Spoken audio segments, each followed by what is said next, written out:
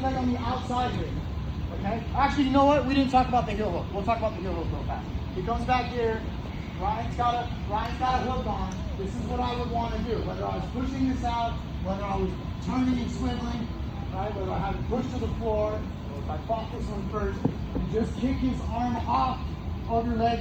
It's relatively easier than you think. I literally stuck my leg forward. Leg locker, cool buddy, let's try this. You know, like I've done that a bunch, so just do it one more time for single legs. Just so you guys remember again, I'm here. He starts to attack a heel hook. I plant his leg down, so we'll try not to go belly down, do funky back and down stuff. I kick off, I'm here. I'm back into it. Stop it, take it back. Okay? So that's what we do if they hook us. We're gonna get into the other leg entanglements so that you guys can just see that it's really the same thing over and over. So he's got me in an outside leg triangle this time. So I know there's a bunch of beginners that had a super hard problem with Ashi. He has my leg on the same side, on the outside of his armpit. He has a triangle on the outside of our body. Ryan, can you do an inside leg triangle? This is not what we're doing. We're an outside leg triangle. Everyone understand that? Yeah. So he wants to grab my other leg. He wants to shift and knock me back. He'd like to turn my kneecap out so that I fall over and he starts staying on the foot lock, right? I don't want those things to happen. So as he's leg triangle, I'm gonna hold his hips. I'm gonna reach around the far side and hold his hips. And then I'm also gonna remember that the end of my fingertip is where I'm trying to shoot my knee. So that's my target zone. I'm inside like this, and I wanna bring my knee to the inside. All right? So that's a beautiful world if I can do that. If I can't do that, turning all the way around and controlling his hip, I'm just gonna cheat. I'm gonna try and lay my hip underneath his hip. I'll turn to the camera a little bit.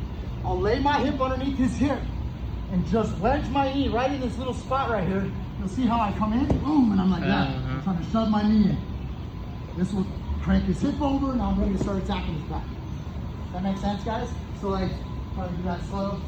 You guys can go for the entire turn where you destroy it and you come into top side control.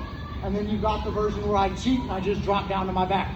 Two different ways to attack it, okay? So number one, I'm controlling his hip, right?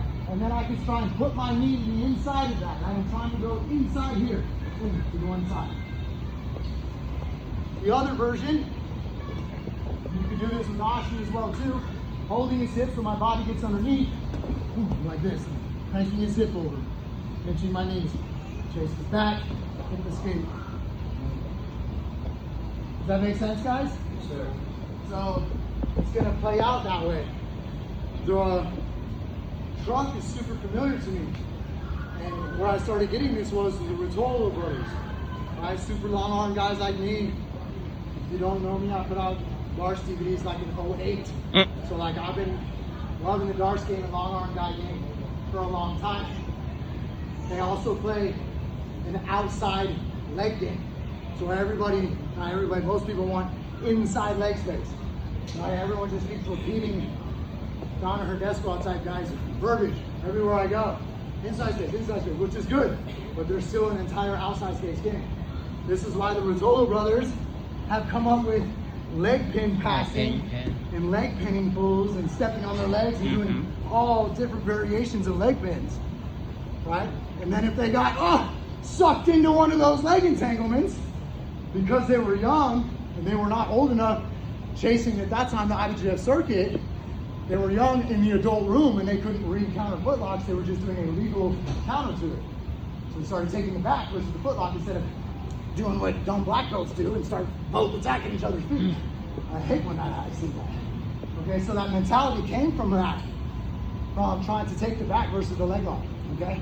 And that's what I really like. And the last position that the Pretzelbolos brothers have come famous for is getting to this reverse Toreando position. His knees are towards his head. That's all they do. And he's posting on my hips, right?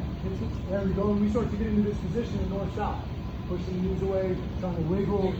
There's darces, cross knee cuts, and pinning, and all kinds of stuff that happens from there. So their game is an outside space game. Their game goes around the guard. Sit up, chase the darce when you come up. he gets sick of getting pushed back. He comes up for that single. Yep. You know what I'm saying?